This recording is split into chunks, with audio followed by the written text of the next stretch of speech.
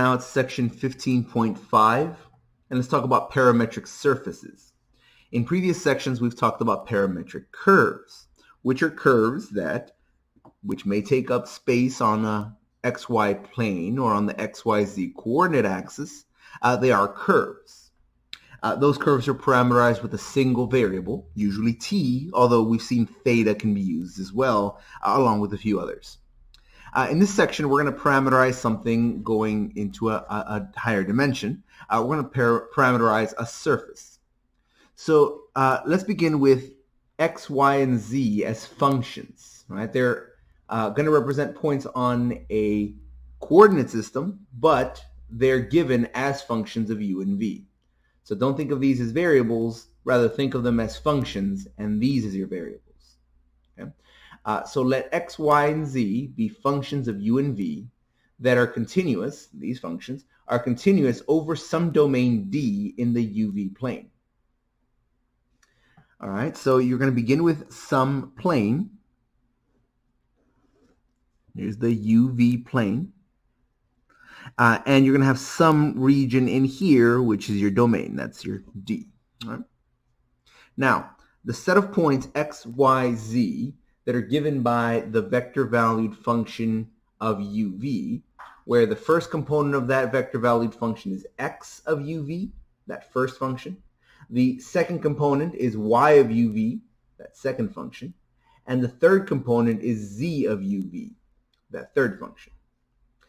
The set of points that are given by this vector-valued function over this domain form what's called a parametric surface with this x equal to that function x of uv, with that y equal to that function y of uv, and with that z equal to that function z of uv.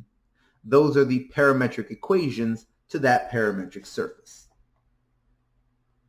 Now this might be just a little difficult to illustrate, but we'll give it a shot here. Here you have a plane. It's not the xy plane, it's the uv plane. Namely, it's the plane that these variables form. Note that you don't have a single parameter anymore. It's not just t.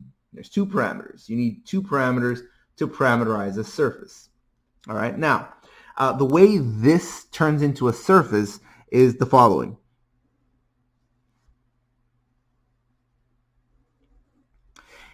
This is a domain, meaning points in here are going to get mapped somewhere. So here's a point. I'm going to call that one u naught comma v naught, for example. Okay. All right. Now, what happens when I plug this into a function? All right. Well, that is going to go into the vector-valued function r. So here, r of u naught v naught. All right. Here I haven't just taken a function. I've actually taken that function and plugged in specifically that point.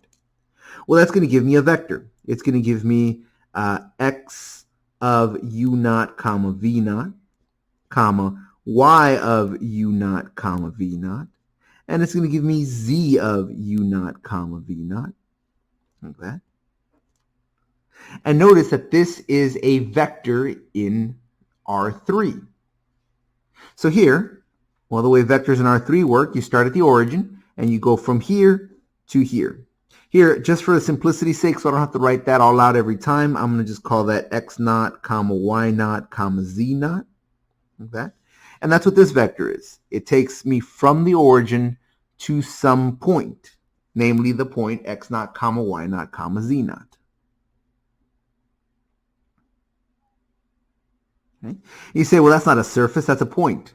Well, sure, but that's because we only did that with one point. Take another point. Say this point right here, we'll call that one u1 comma v1. And now plug that one into your function. Okay, so r of u1 comma v1, that's going to be x of u1 comma v1, comma y of u1 comma v1, comma z of u1 comma v1, which here, for simplicity's sake, I'll just call that x1, y1, and z1. But notice, by taking that point, I've plugged into a function. That's why I'm calling this a domain, because these are the points that I'm plugging in somewhere. That is going to give me some vector in R3. So here, this is another vector different from this one, so it's still going to start at the origin the way they usually do, but it's going to take me to some other point in space. And that point right there would be x1, comma y1, comma z1. So now let's say I did that for every point in this domain. Every one of these points gets plugged into my function. Well, every one of them would give me some point out on the xyz coordinate axis. So once I mapped all of them, what I'd end up getting is some shape. This is a surface. Here, this is not a solid shape. This is not considered to be solid. It is simply the outer skin of something. Here, imagine I have a bowl. Not the stuff inside the bowl, just the actual edge of the bowl. And if you have a cereal bowl that's made of plastic, here I've mapped out every point of plastic, just like that. So here, this is a hollow shell, like that. And that is our parametric surface. The equations that give me the coordinates, that give me the components of these vectors, those equations are called parametric equations. So let's start off with an example where we're given a parametric equation and we try a set of parametric equations and we try to interpret them, meaning we try to say what this object is. That's not something we generally do. Usually we try to take a surface that we're studying and try to parameterize it ourselves. So here, this is just a single example where we do it backwards. Here we're going to do it where, okay, here's your equations. They came from somewhere, and let's just see if we can figure out what they're saying. But then after that, we're going to see a few examples where we do what we usually do, and that is, here's a surface or here's a description, and let's try to parameterize it so that we'll be able to work with it. So for example, let's consider this one. We're going to take r of u comma v is given by the vector valued function 2u cosine of v comma 2u sine of v comma 1/2 u squared. Okay, and here all we're going to do is we're going to sketch the graph, sketch the surface. Okay. One thing you can do, of course, is start plugging in points like I illustrated over here, but that would be a terrible idea because you would have to plug in tens, if not hundreds, if not thousands of points before you started seeing anything, and that's assuming there was no mistake and that your illustration is very, very high quality. What we usually do in this kind of case is we try to eliminate the parameters because here this is difficult to interpret. But if we can write it in x and y and z, things are usually a lot simpler because it'll take on the surface of something that we know. So here, note this is your x function. All right, it's like saying it's the function that gives me my x variable. Okay, fine, it's my x function. So here it's x of uv, which for simplicity's sake I'll just write it as x, is equal to 2u cosine of v. I know that y is equal to 2u sine of v. And I know that z is given by 1/2 u squared. Okay. When eliminating a parameter, note that these two are similar to each other. That probably means you'll have an easier time working with them together. It's difficult to remove the parameter for all three components simultaneously. But if you look at two of them at a time, it makes things simpler. So here, I notice these two have a trig function in common, sine and cosine, so it may be easier to work here. I also noticed that one very simple way to remove a parameter that we saw back when we were parameterizing curves is the Pythagorean identity. Note that if I had cosine squared and sine squared, that makes for a very easy elimination. So here, let me go ahead and write that as x squared is equal to 4u squared cosine squared of v. If I square both sides here, I get y squared equals 4u squared sine squared of v, which means that if I add these two lines together, this gives me x squared plus y squared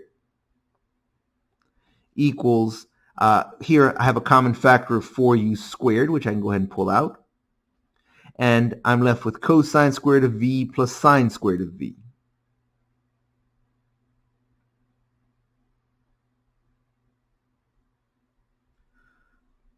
which trigonometry tells me is just the number 1. So here I can write this as x squared plus y squared equals 4u squared times 1. Okay, well now notice that's 4u squared, but that's almost what z is. Notice that if z is equal to 1/2 u squared, if I were to multiply this by 8, that would give me 8z is equal to 4u squared. If I multiply both sides by 8, that matches with that. And that's a very simple way to eliminate a parameter. Once this is equal to that, well, then you can eliminate the parameter by just skipping the need for the parameter and simply saying x squared plus y squared is equal to 8z. So we get 8z, that one there, is equal to that, which is the same as that, which must be equal to x squared plus y squared. So there we go. We've removed the parameter, and that looks like a paraboloid, yeah? If I look at an xz trace, that's a parabola. If I look at a yz trace, that's a parabola. If I look at level curves parallel to the xy plane, those are circles. Right? Here, it makes it even clearer if I divide both sides by 8, and I get z is equal to x squared over 8 plus y squared over 8. Well, actually, I guess that's my opinion, right? I think that makes it clearer. Some people prefer this one. In any event, we have our sketch, because now it's a paraboloid. Right? If you have the xz plane, here's x and here's z, here's y, then that's going to be the square root of 8 here would make this 1. Although I suppose I don't really need to. I was going to start plotting points, but I mean here that's a parabola. The fact that this is being divided by 8 simply makes it a shorter parabola than usual. So here this is a short wide parabola going this way. Here I'm supposed to sketch it. I'm not drawing everything out, so I guess I don't need to do that. Here if I look at the YZ trace, again I have a nice wide parabola. And here if I'm looking at level curves parallel to the XY plane, Z would be a constant, which would make these just circles, since the eccentricity here is this, since the major and minor axis of an ellipse are equal to each other. So here we end up with circular cross sections like that, and so we get a paraboloid. It's a bowl shape. Now this isn't something we typically do. We don't usually have something that we say, oh, let's go ahead and draw it. Usually it's the other way around. Usually we have an illustration or a description or some object that we've found and are trying to discover something about. We're trying to analyze it, and we want to turn it into a set of parametric equations. That way we can do our calculus with it. We can do our vector analysis with it. So let's consider several examples now going the other way. So let's go ahead and parameterize some surfaces. All right. Let's consider, in fact, let's start off with the easiest possible case. There is one type of function that is very simple to parameterize. So here we're going to represent the surface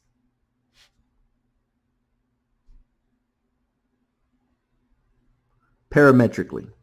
And the question might be asked, you're given an equation, x squared plus y squared is equal to z squared, something like that. You might be given an illustration, although we don't do that too often, but it's possible. Or sometimes you're given a description. Oh, I want the surface that is surrounding the following region or something like that. Yeah. So you'll be given either an equation, a description, or an illustration. But usually some equation is either available or easy enough to get. So the easiest possible case is one where you can take your equation and solve for one variable. Something like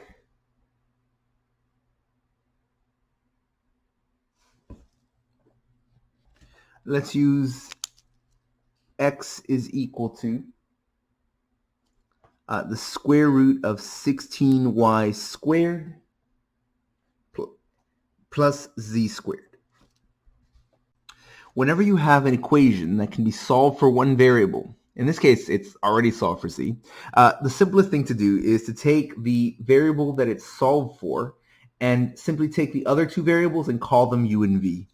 So in this case, we could say r of uv is, we say, okay, that one's the one that was solved for. So take the other two and call them u and v. Doesn't matter which one you choose.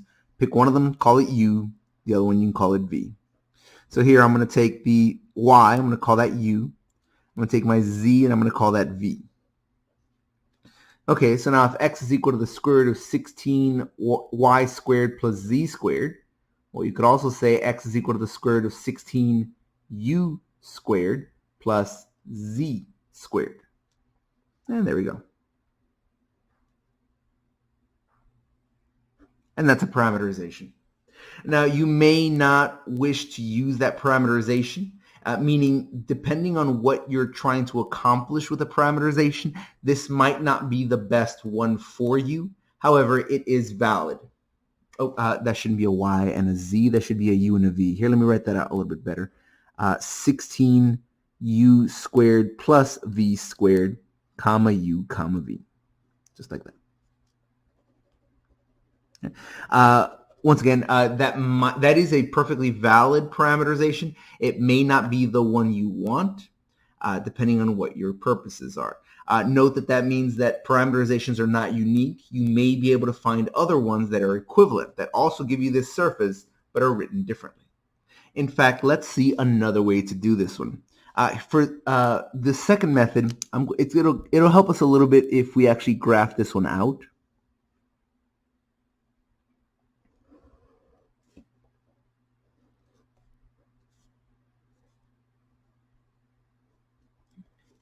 If we take a moment to graph this thing, we could do it by looking at individual traces.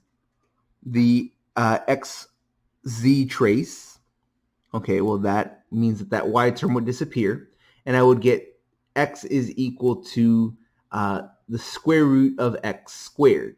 Or in other words, x would equal to the absolute value of z. Right? If I square something, it's no longer going to be negative. And if I take its square root, that square is going to go away, but again, it can't be negative. So here that means x is equal to the absolute value of z. Okay, so if x is equal to the absolute value of z, that's going to look something like this. It's going to be an absolute value opening up towards z. Toward x. If I look at the if I look at the xy trace now, well, again, I'll take the square root of both sides, and that will be the absolute value of 4y. All right, x is equal to the absolute value of 4y, which again is also an absolute value. It's going to open again toward x, but now it's going to be slightly wider because, of course, that's 16. Take the square root is 4. It's going to make it slightly taller, so something like this.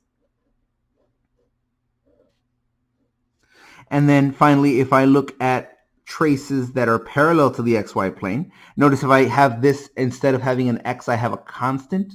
So let's say I say the number 1 right here. If I square both sides, that's still going to give me 1. But on this side, I'm going to have 16y squared plus z squared. That's an ellipse. If I make this any constant, I can square this over here. And now that's going to be a constant is equal to the sum of squares. Oh, that's a circle. Oh yeah, but these have different coefficients. Okay, so it's a circle with a difference across axes. Oh, it's a warped circle. It's an ellipse. So here what we have is we have a cone.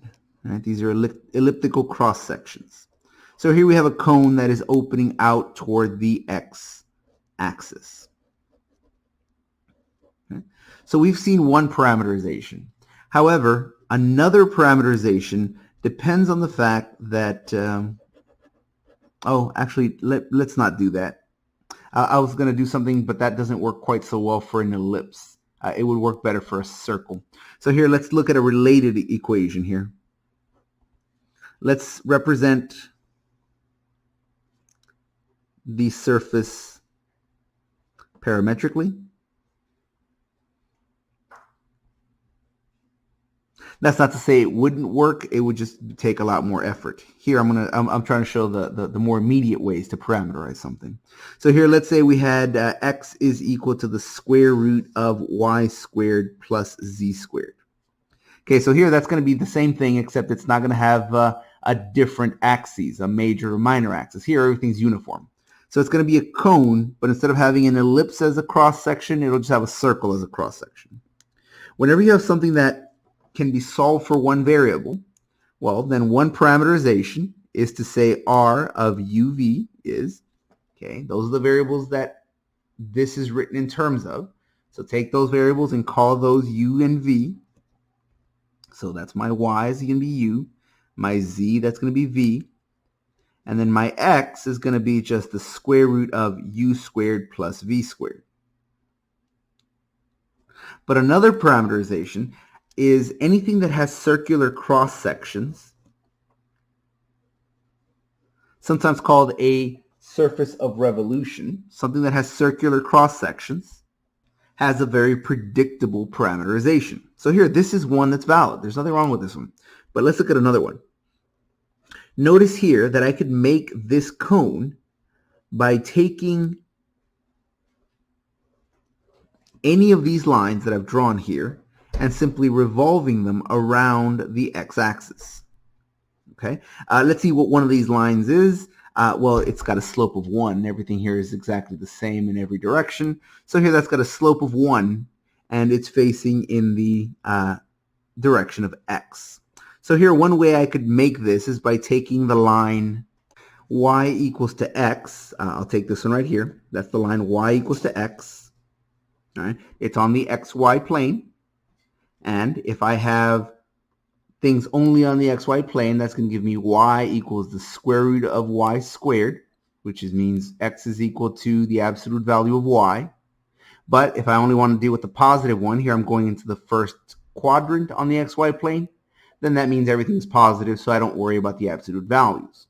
So that would just be x is equal to y. So that's this line right here. And notice that if I took the line x equals to y, that would give me a rotation, or rather, if I took this line and I rotated it, it would give me my cone. If I took this line and spun it around. Okay, whenever you have something like that, where you have a single line that if you were to revolve it, it would give you your object, the parameterization works like this. You're going to take this equation, y equals to whatever. You can treat one of them as a function of the other. Here I'm going to say f of x is equal to x. If I wanted to, I could have said f of y equals to y. I'm just going to pick one. Take this variable, the one that you have the function in terms of, and call it u. So here we can say r of uv. Okay, so I have this written in terms of x. So take your x and label that as your u. Now, take this function, write it in terms of u. So for example, if this was if this was x squared, you would write it as u squared. If this was x to the 5th, you would write it as u to the 5th. But here, since that's just x, you're just going to write it as u. So your first component is u. Your second component is going to be u times the cosine of v. And the third component will be u times the sine of v. Both of these parameterize this. So anytime you have something which has a circular cross section, this is a valid way of parameterizing it. Note again that these are not unique. They are different parameterizations, but they both give you this object. So go ahead and give that a try. Let's say we have the following surface. Okay, here's your x-axis, your y-axis, and your z-axis. Let's say we have a surface that's created by taking this line here, and let's just make this parabolic. I'm going to take this right here, and that's going to be the equation y equals x squared.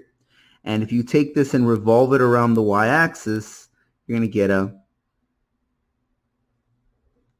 solid that looks something like this. Okay, go ahead and parameterize that. Notice that there's going to be more than one way to do it. Of course, one way is to notice that, okay, this is in fact a surface of revolution, something that I got by taking a curve and revolving it around. So you may try this way. Notice, however, that this is a paraboloid, and in fact, we saw a paraboloid earlier on, so you might model it off of that one. Or, of course, you might come up with a different way. So go ahead and give this a try. Go ahead and pause the video, come up with a parameterization, and when you're done, go ahead and unpause the video and we can go through one together.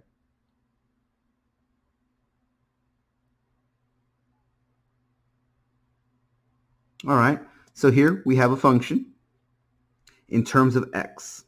So let me take my parameterization and let me take that function that I'm about to rotate. I'm going to go ahead and do it the way I did over here. And I'm going to take that variable of that function and call it u.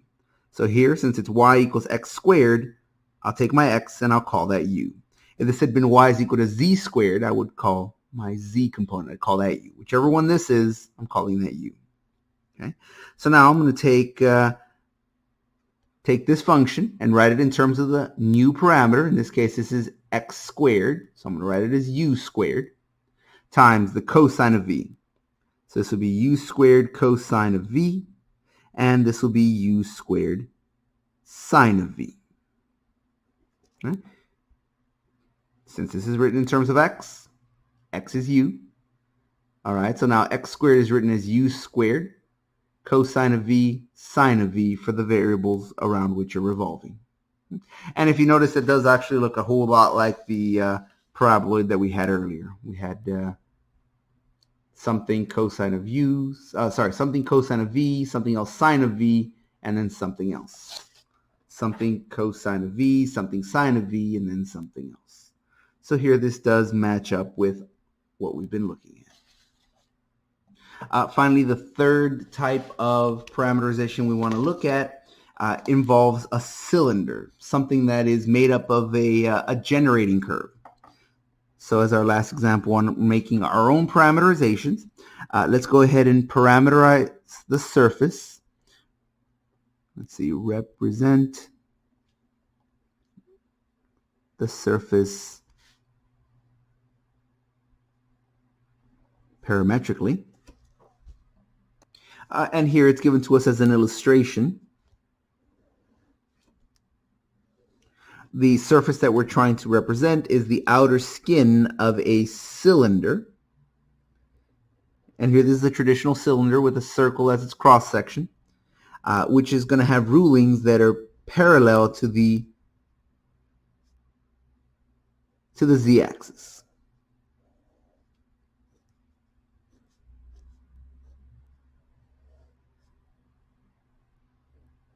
All right, so just the typical cylinder. And here we have a circle of radius 3 is our generating curve. Okay? Whenever you have a cylinder, you're going to take the variable responsible for your rulings, meaning you're going to take the variable which is parallel to your rulings and call that u. Okay? So we're going to take, in this case, r of t is given by here, the third parameter is z. All right? It is parallel to all of your rulings. So in this case, your z, you're going to call that one u on its own. Okay? You could also say v, but here I'm just going to go ahead and follow suit with what the book does. And they say, okay, whichever one is parallel to your rulings, call that u. Now, using the remaining variable, and only the remaining variable, using only v in this case, you're going to describe the generating curve. So here, this is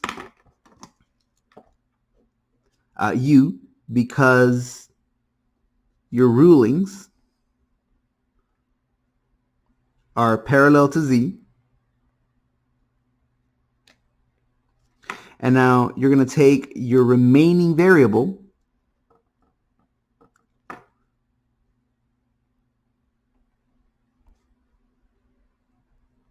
take your remaining parameter, which in our case we've already used u, so for us we're going to say v, and describe the generating curve.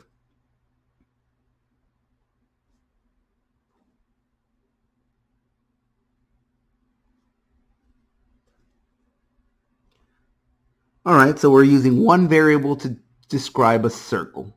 Well, we've done that before. In fact, that's exactly how you parameterize a curve on the xy plane. So we're basically back in chapter 13. Here we can parameterize a circle of radius 3. And remember, we can parameterize a circle of radius 1 using sine and cosine, right? We're basically using the unit circle. Oh, well, if it's got a radius of 3, then we're simply scaling that unit circle. In other words, recall that if you have a circle of radius 1,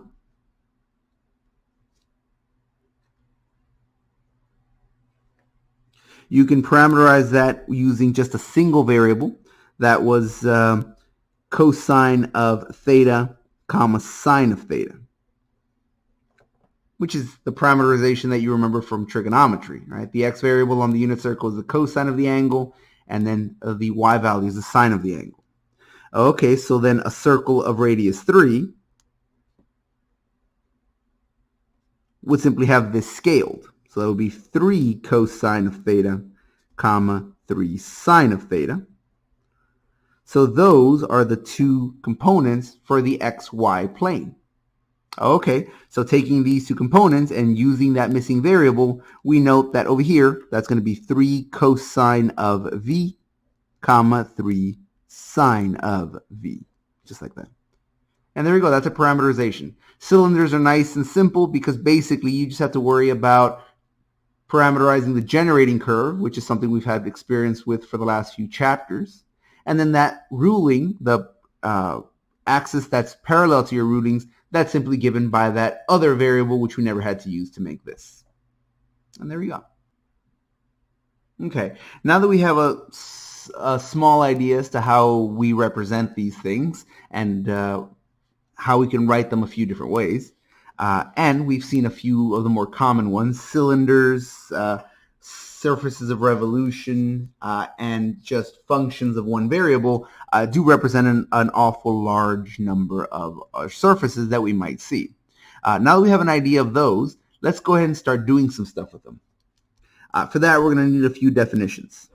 So first of all, definition. Let's begin with a parametric surface given by a vector valued function. So let S be a parametric surface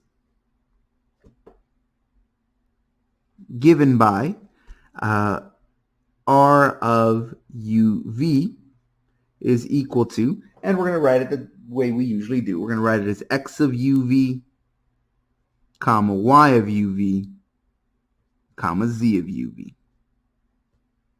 But as long as we recognize that these are functions of u and v, it's not uncommon to see them written as just x, y, and z. Just be mindful. These are not variables. They are functions of two parameters. Okay, so there we are. We have a surface given by this. Then we can define the partial derivative of the vector valued function and here we're going to write it in the traditional subscript notation. We're going to write this as r sub u of uv as simply the derivative with respect to u of each of the component functions. So here this would be, and this might look a little strange, but it's going to be x sub u. Right? After all, x is a variable. X is a variable. X is a function. U is its variable. So we can take the derivative of x with respect to u, comma. We can take y sub u, and we can take z sub u. If that notation is a little uncomfortable, of course, you can always write it using the del notation. You can write del u of x, comma del u of y, comma del u of z. And of course, these are interchangeable. This is the partial derivative of r with respect to u.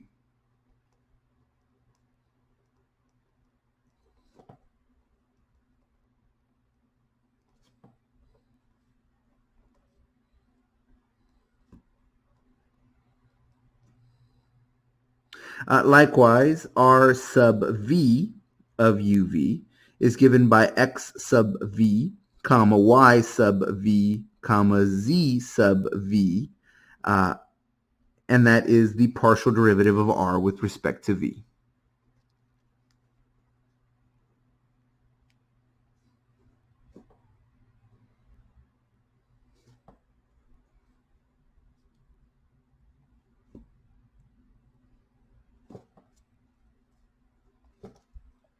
All right, now that we have defined partial derivatives of a vector valued function, we've essentially established the concept of a derivative in different directions.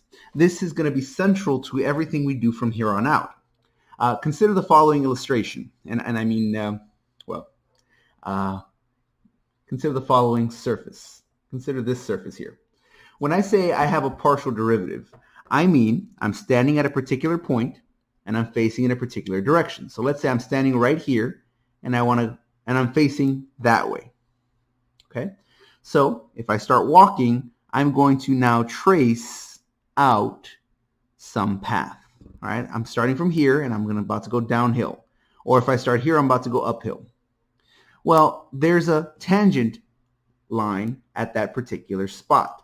So if I take that surface and trace out from here all the way up and then all the way back down, I have a curve. That curve has a tangent line to it. There's a line that's tangent to it. Well, here, if I'm going in the direction of the y-axis, that tangent line at individual points can be given by my partial derivative with respect to y. But not only do I have that, I also have the ability to start from a point and walk either left or right along the x-axis. And again, if I did that, I would trace out a curve. Well, if I now take a partial derivative in the direction of x, in other words, in the direction of that curve, well, now I have the ability to take tangent lines at each of those points of that curve. So, drawn out, it looks essentially like this.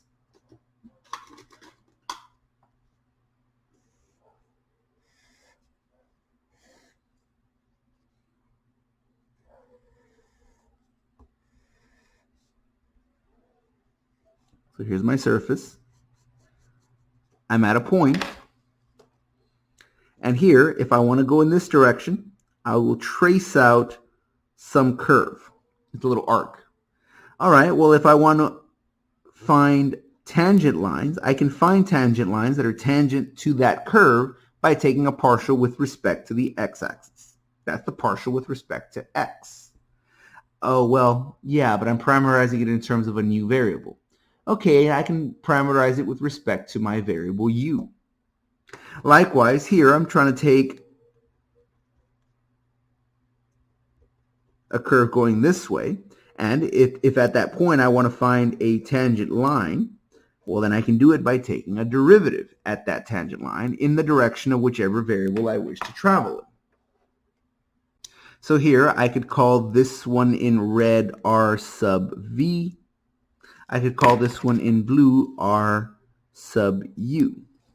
But notice that now that I have two lines that are both tangent to that surface, I can now define a plane that's tangent to that surface. Here, any two vectors that are not parallel to each other can define a unique plane. Well, yeah, but once I have a unique plane, I can figure out exactly what that plane is by simply giving its normal vector. Oh yeah, and going back to chapter 11, we know how to do that. If you simply take the cross product of these two vectors, that gives you the vector that's normal to them. So this vector here in purple is the vector that's the cross product of these two. So r sub u cross r sub v. And that is normal to the surface at that point, and it's also the normal vector to the plane at that point. So let's say that a little more formally. So this is a definition. We're going to say let S be a smooth parametric surface. A little something about the word smooth. There's different versions of defining the word smooth. For us, a parametric surface will be smooth provided that r sub u cross r sub v is not equal to the zero vector. Yeah. A little less formally, and in fact a little more generally, a surface is smooth if it doesn't have any cusps or points. It shouldn't be pointy anywhere. Right?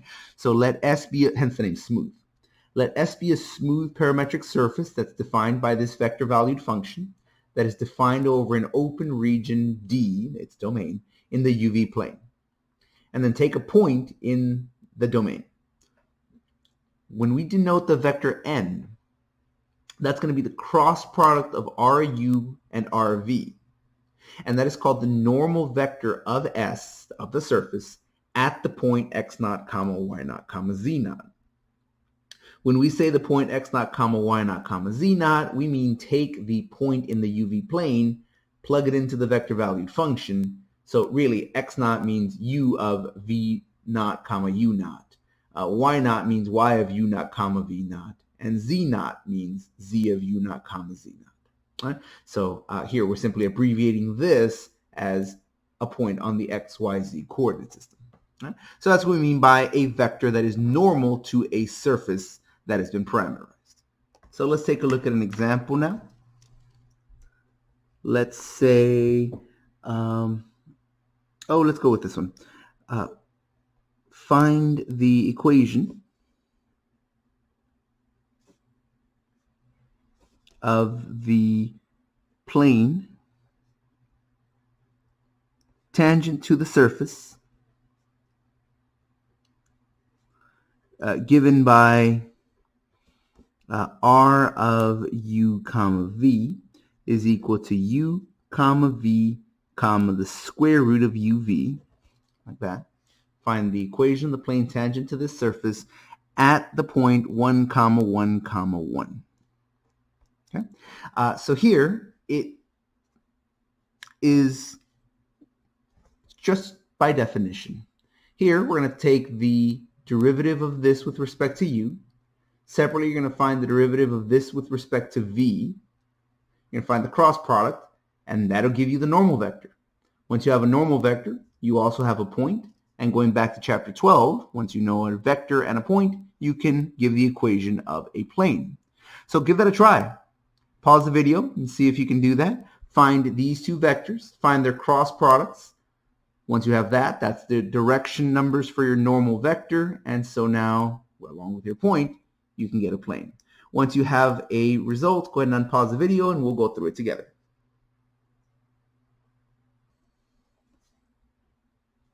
All right, so first of all, we need to find r sub u. That's going to be the derivative of this with respect to u, one component at a time. So here that will be the derivative of this with respect to u is just 1. With respect to u, that's a constant, so its derivative is 0. And with respect to u, that's going to be 1 over 2 root uv. But then, because of the chain rule, I have to multiply by the derivative of uv, which with respect to u is just v. Okay, so that's really just 1 comma 0 comma v over 2 root uv. Okay, we can do the same thing to find r sub v. Take the derivative of this with respect to v. Well, with respect to v, that's a constant, so that derivative is 0. With respect to v, that derivative is 1. And with respect to v, that's 1 over 2 root uv. But then because of the chain rule, I have to take the derivative of uv, which with respect to v is just u. So it's going to be 0, 1, and u over 2 root uv. All right. So there are my two partial derivatives with respect to my two parameters. And now if I take their cross product, that'll give me a normal vector.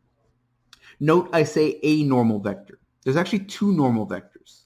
This will become more prevalent later, but given a surface, if I want something that's normal to this part of my surface, I can either have the one that faces this way, or I could have it coming out the other direction, have the vector facing this way. All right, so there's two normal vectors. Here we're going to find one of them, and once you find one, that's sufficient. Later on, there'll be a reason why we prefer one over the other, depending on the circumstance. But for now, either one is fine. So you say, well, how do I find one versus the other?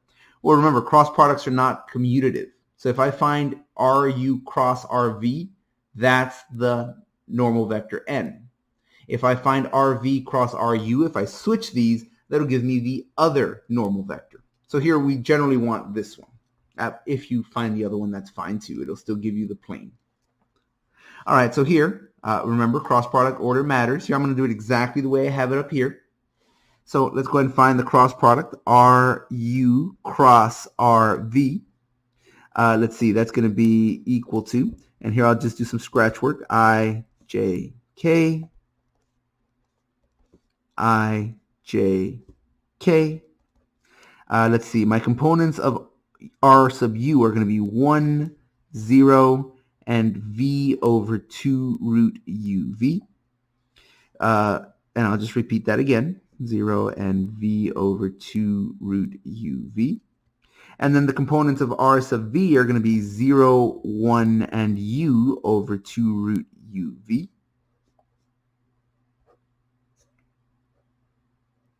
And now I can go ahead and find the cross product. Here that's going to be, well, it's 0, I, plus that's going to be 0j, and that's going to be 1k, crossed with, minus, that's going to be 1 times v over 2 root uv, which is just going to be v over 2 root uvi. This one's going to be u over 2 root uv times 1, which won't change it, j. And then this one will be 0k. So that'll give me a normal vector of 0 minus that, so that's going to be negative v over 2 root uv, comma, 0 minus that, okay, that's going to be minus u over 2 root uv, comma, 1 minus 0, which is just 1. So this gives me my normal vectors anywhere on my surface. All right, so there we go. That's n. But for this specific problem, we don't just want n. We want n at that specific point. Okay, so here that's going to be n. But now let's find it at that particular point. I'm just going to rewrite this. R sub u cross r sub v is equal to the vector negative v over 2 root uv, comma, negative u over 2 root uv, comma, 1. So if I want ru cross rv evaluated at the point, oh, what was my point again? Oh, here we go. It was the point 1, 1, 1. Notice that means that u will equal to 1 and v will equal to 1. All right. Here, uv square root is also equal to 1, but we don't worry about that. We just care about the parameters, u and v.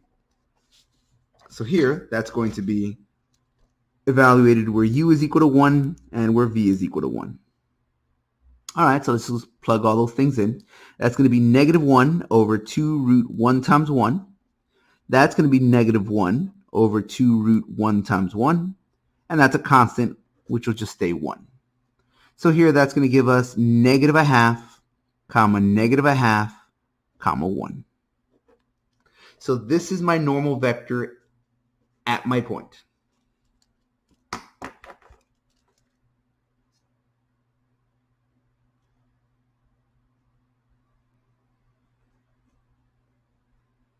Nope, 1, comma, 1, comma, 1.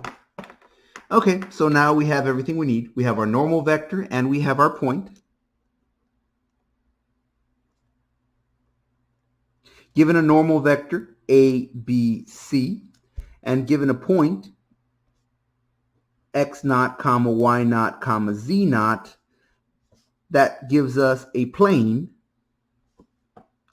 a times x minus x naught, plus b times y minus y naught, plus c times z minus z naught is equal to 0. That's going back to chapter 12, I believe. And so we can just pop all these numbers in. Here's our a, our b, and our c, our x naught, our y naught, and our z naught. So here that's going to be negative 1/2 times x minus 1 plus a negative 1/2 times y minus 1 plus, what was my third one? 1 times z minus 1 is equal to 0. And that's our result. Depending on who you ask, some people now want to distribute this negative a half, distribute this negative a half, and then combine like terms. But here that's sufficient. That's good enough. This is the equation of a tangent plane. There's no reason why we want to rewrite it in any other particular way. All right, now that we have a way of defining parametric surfaces and just as importantly, defining the planes that are tangent to those parametric surfaces, let's reestablish something that we saw a while back in chapter 14, 14.4, 14.5, somewhere around there, where we saw surface area. When looking at surface area, what you're trying to do is you're trying to approximate your surface using these little squares, these little patches. So consider an object that looks like this. A very simple surface, which I want to break up into little tiny pieces. So let me go ahead and draw out some dividing lines.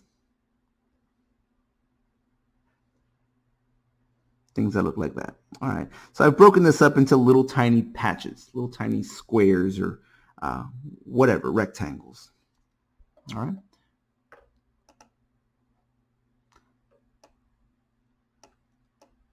Oh, I seem to have gone out of focus. Let's see if we can fix that. There we go. So now the surface area of this surface is given by the sum of each of these little things, right? Each of those little patches. So the total surface area is equal to the sum of the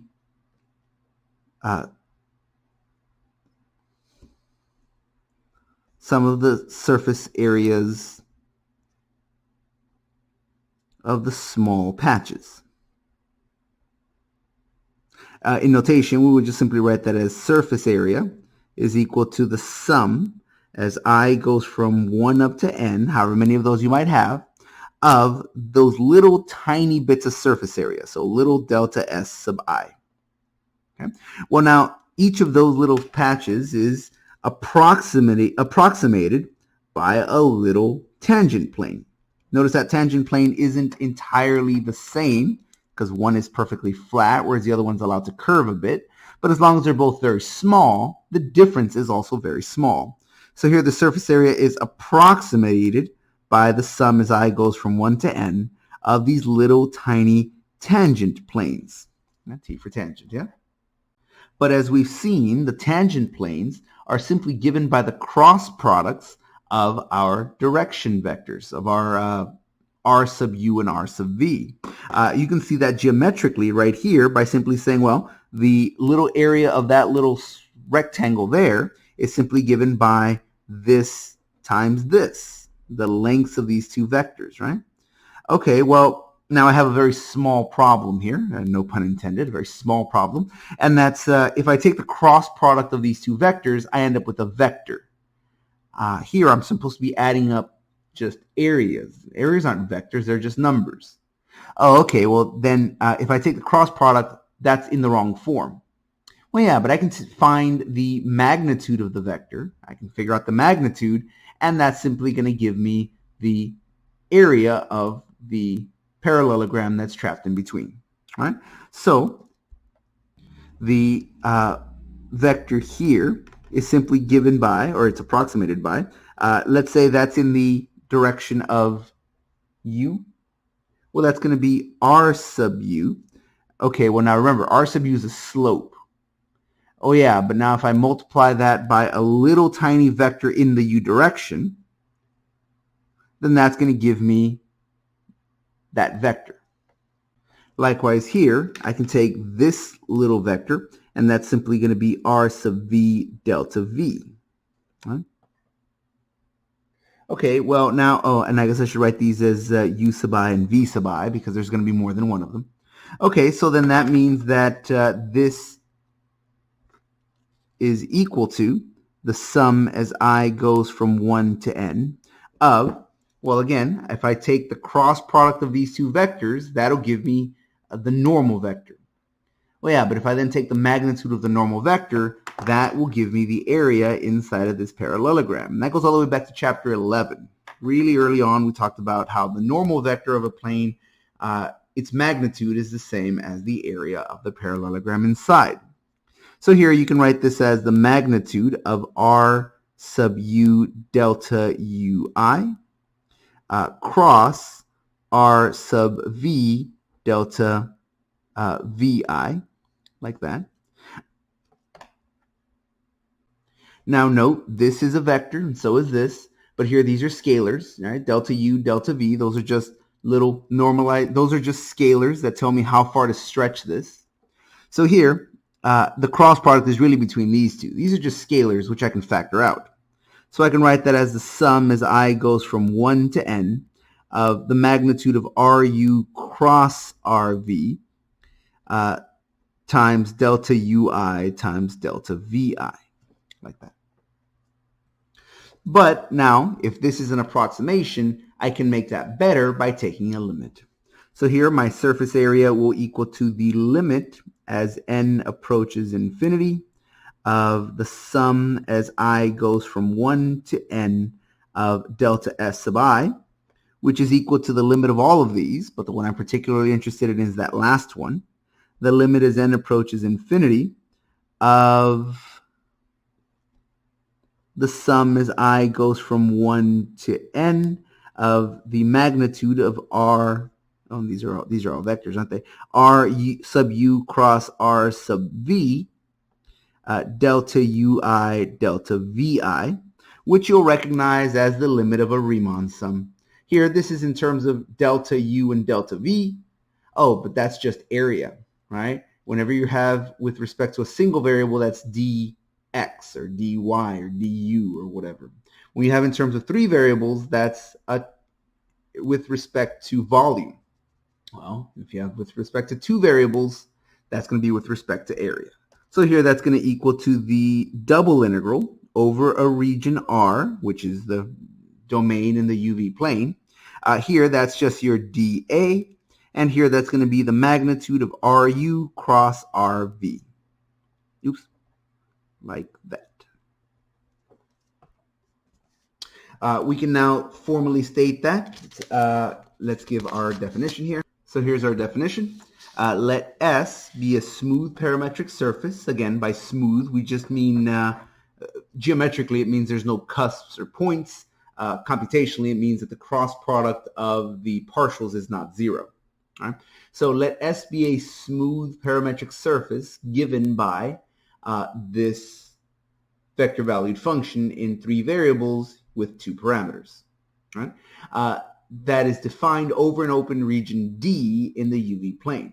So this vector valued function has a domain, which we're calling D, such that each point in S corresponds to exactly one point in D. That's important. You can't have your function double up any points, meaning if you have a surface that looks like this, that would not be a valid application here, because if you applied this definition here, you would be finding the area of the upper hemisphere and the lower hemisphere would be included. That is to say, this point would be counted twice, or rather, this point would not be counted twice. If you have one point in your domain that maps to two different points in your range, then you end up with two different points that your definition can't discriminate between. So in other words, here you would not be able to get the full surface area, you'd only get the upper half. So be mindful of that. This is important. It should map to exactly one point in the domain. All right? So let's see here. Such that each point in S corresponds to exactly one point in the domain. Assuming that you've met those conditions, you say, well, what if I haven't? What if I have something like this where I don't have something that's unique? Oh, that's okay. You can always cut it in half. Work with two halves separately and then add them back together. That's easy enough to get around. You just have to make sure that it happens. So assuming you have all of these conditions met, you have a smooth parametric surface defined this way over a domain where every point in S corresponds to exactly one point in your domain, then your double integral over S, in other words, your surface area, is given by a double integral over this domain of the magnitude of the cross products of u and v with respect to a, as we sort of naively developed in the last component, in the last section here. Note this is not a theorem, so it doesn't really need to be proven. However, this motivates the reason why that is an acceptable definition, why it's a desirable definition, and why it is actually meaningful. All right? So let's go ahead and finish off the section by an example or two. Let's talk about finding the surface area of a parametric surface. So let's give the example. So let's find the surface area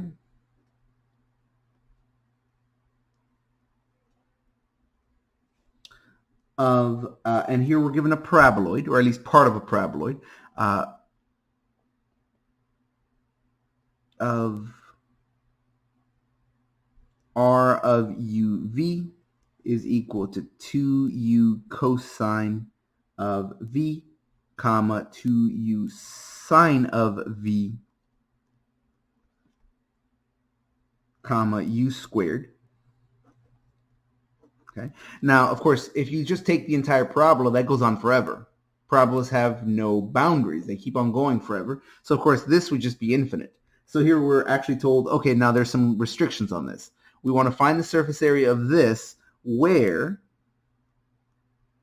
u is bound between 0 and 2, and v is bound between 0 and 2 pi. Okay.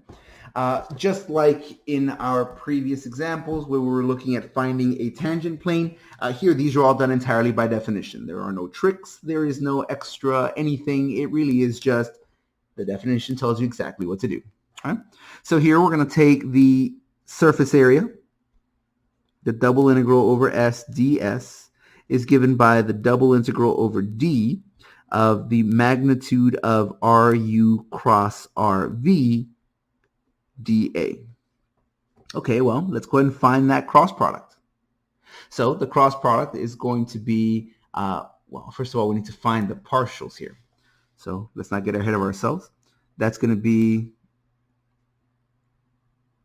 well, here, let me do that up here. R sub u is going to be, well, the derivative of this with respect to u is simply 2 cosine of v. With respect to u, that would be 2 sine of v. And with respect to u, that would be 2u.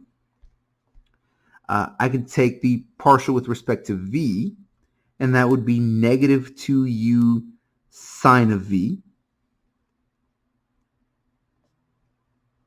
The derivative with respect to v here would be 2u cosine of v. And with respect to v, that's constant, so its derivative would be 0. All right, so those are my partials. Now I simply need to find the cross product of those partials. So let's see, that's r sub u cross r sub v is equal to, and here, let me go ahead and do that.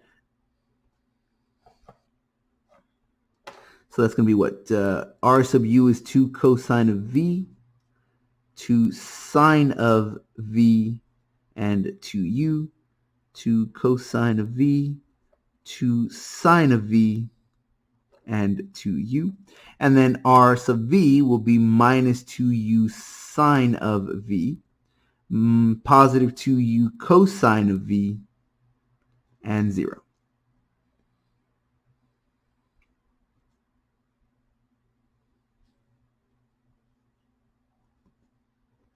All right, so here that would be, well, that's 0i.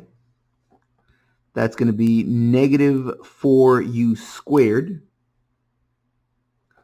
Let's see, negative 4u squared sine of vj. And that's going to be positive 4u cosine squared of v.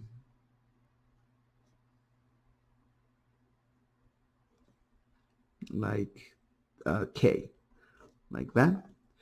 Minus, and now we're going to go backwards here. So that's going to be what? 4u cosine of v. Right, 4u cosine of v.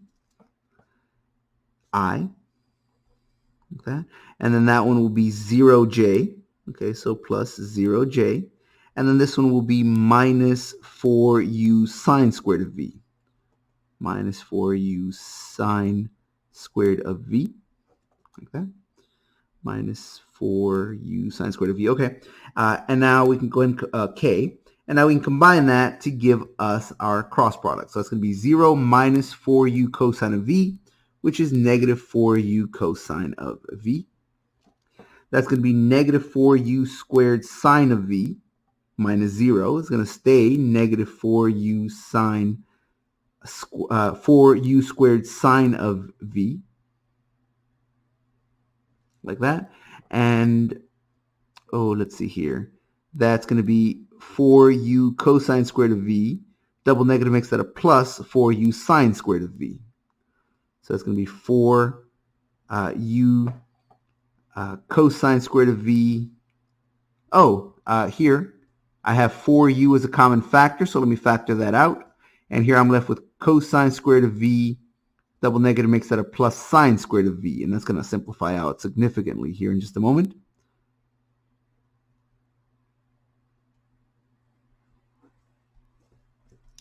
So there is my cross product, which of course here that's just the number 1. I can simplify that out a lot. That's just the number 1.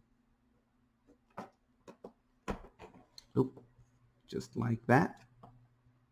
Okay, that looks, I am missing a square here, aren't I? That's 2u times 2u, that's 4u squared. Let's see, am I missing anything else? No, everything else looks okay. So here that should be 4u squared cosine of v. There we go. I almost missed a square. That would have been annoying later. Okay, so now I have the cross product of those partials. So now let's go ahead and find the magnitude of that cross product. The magnitude of RU cross RV is going to be, well, we're going to take these, we're going to square them, add them together, and take the square root. So that's going to be the square root of negative 4u squared cosine of v squared plus negative 4u sine of v quantity squared, negative 4u squared sine of v quantity squared, plus, and that's just 4u, that's all gone, that's just the number 1, quantity squared, which gives me the square root of, that's now positive 16u to the 4th. That is also positive 16u to the 4th. And I have a common factor. And then this is going to give me cosine of v squared plus sine of v squared.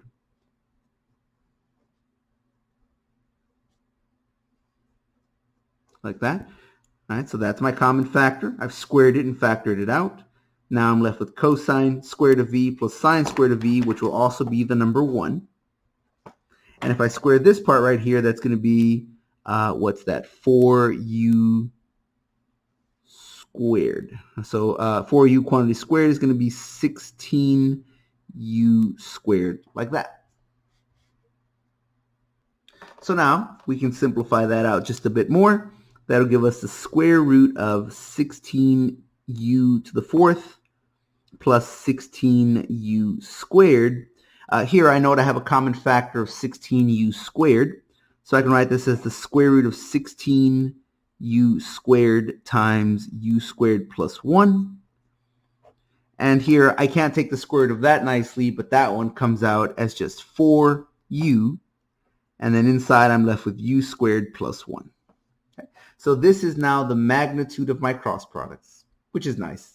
So now all I have to do is take the integral over that domain, which is described for me here, of this expression, of the magnitude of my cross products. All right, so let's proceed to do that. We're now going to say that the double integral over our surface area is equal to the double integral over d of the magnitude of the cross products of RU and RV with respect to A, which is going to be, well, we just found this magnitude. That's going to be 4u square root of u squared plus 1. Here, by Fubini's theorem, it's been a couple of sections since we've said that name, right? By Fubini's theorem, we can write this as an iterated integral, normally with respect to y then x, but here we're dealing with the parameters u and v. Okay, that's fine. So here we're going to integrate with respect to u and then with respect to v. Oops, like that. Or we can do the other way around, with respect to v and then with respect to u. Your boundaries were already given to you. You were originally told, oh, we're restricting ourselves to these boundaries.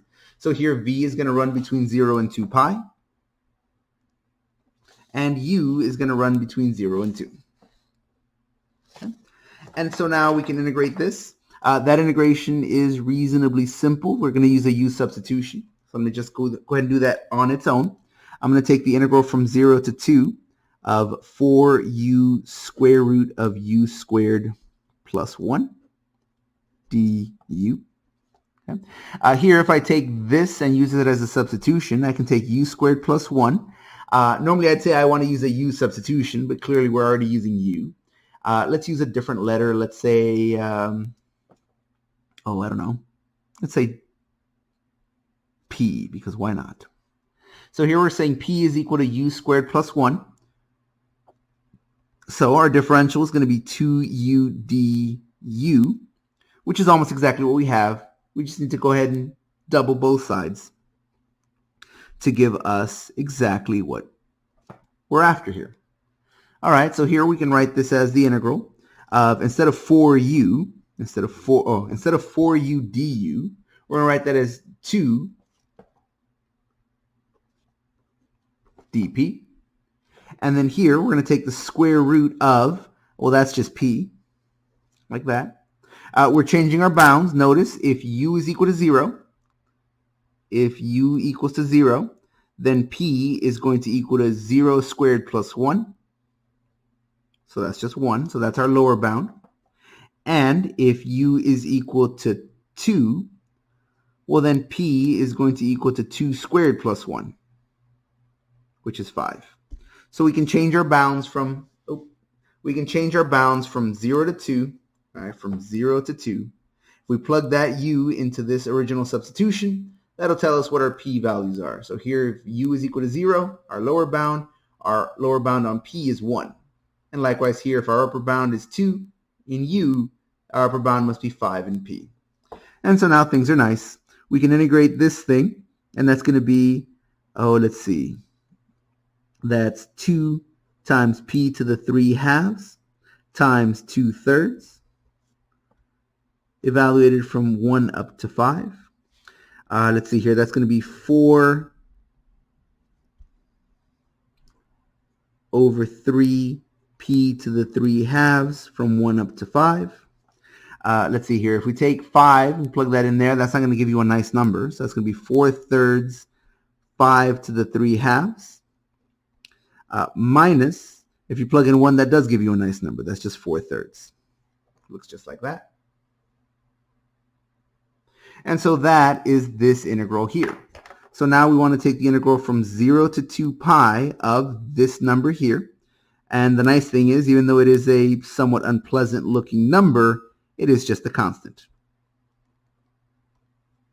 Here I notice 4/3 is a common factor, so let me factor that out, make it look like that. And so now I'm taking that integral with respect to v. So that's going to give me 4/3 times 5 to the 3 halves minus 1 v, evaluated from 0 up to 2 pi. Obviously, substituting in 0 makes that whole thing 0, so we don't worry about that one. And substituting in 2 pi gets us our result. So this will be 8 pi over 3 times 5 to the 3 halves minus 1. And this is the surface area of our parameterized region. Note that that can take a bit of effort, a bit of time to actually find the partials, and then take their cross product, and then take their magnitude, and then using that magnitude, we're going to integrate with respect to the two variables. It's a fairly long process, but it is all by definition. They all look like this. There's not going to be any tricks or any unusual happenstances, they're all going to be based off the definition. All right? So that brings us to the end of our section. As an assignment, go ahead and try the following.